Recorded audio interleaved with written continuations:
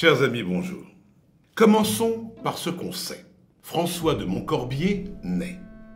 Sa mère, qui vivait seule dans une pauvreté extrême, remettra le petit garçon à un prêtre, Guillaume de Villon, qui permettra à l'enfant de grandir et de faire des études.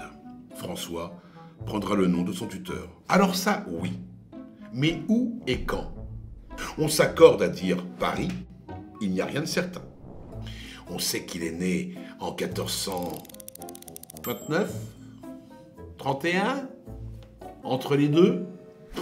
L'existence même du poète est auréolée de mystère, et ce, jusqu'au bout. On sait qu'il est exilé de Paris en 1463, puis il disparaît. Plus aucune trace de lui, pas même une annonce de décès, on ignore tout de sa mort. Durant des siècles, on parlera du pauvre Villon, de ce gentil escroc, en gros, un voleur attendrissant, un farceur, un poète maudit. Rien n'est moins vrai. Ce poète génial était en réalité un criminel de la pire espèce. On peut lui reprocher, entre autres, hors des escroqueries, des cambriolages, des bagarres dans tous les sens qui finissent parfois en meurtre. Et c'est en prison, condamné à mort après une énième affaire, l'affaire Ferbouc, en multirécidiviste, dont le meurtre d'un prêtre, qu'il écrivit La Ballade des pendus.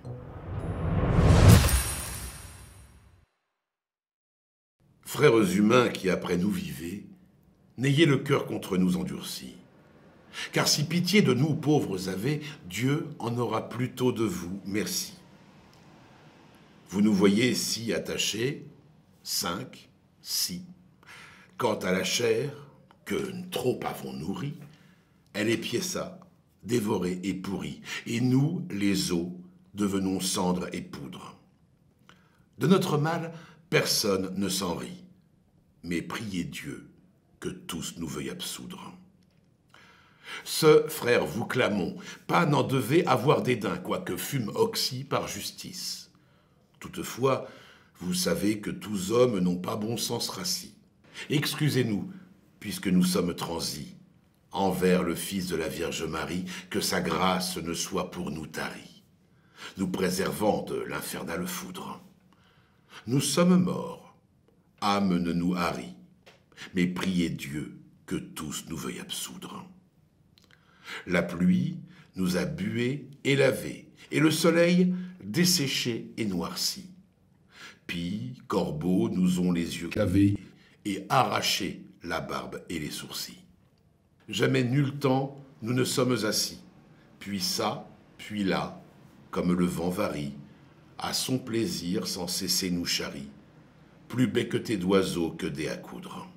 Ne soyez donc de notre confrérie, mais priez Dieu que tous nous veuillent absoudre.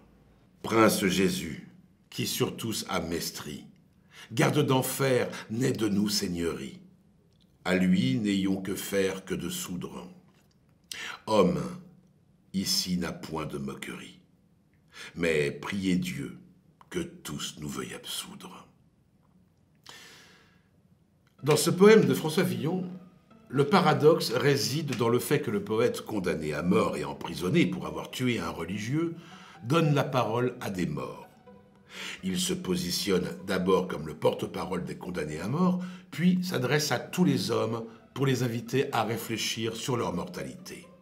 L'expression « frères humains » ouvre le poème avec une note de cordialité, cherchant à susciter la compassion des spectateurs des exécutions publiques, qui était à la fois un spectacle dissuasif et une source de fascination pour le peuple.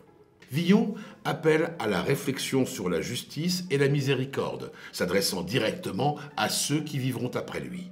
En utilisant un présent de narration, il rend la scène intemporelle, touchant ainsi le lecteur d'aujourd'hui. Chaque vers de cette ballade est considéré comme précieux et riche de sens.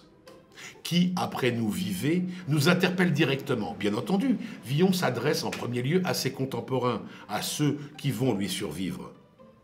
Mais vu qu'il fiche son œuvre dans le temps et qu'il utilise un présent de narration et non un futur de l'indicatif, la scène devient incluse dans notre présent à nous et non dans un futur à lui. Le procédé est génial et chaque vers de cette ballade est un trésor. Donc, la légende François Villon continue. Chers amis, je vous dis à bientôt.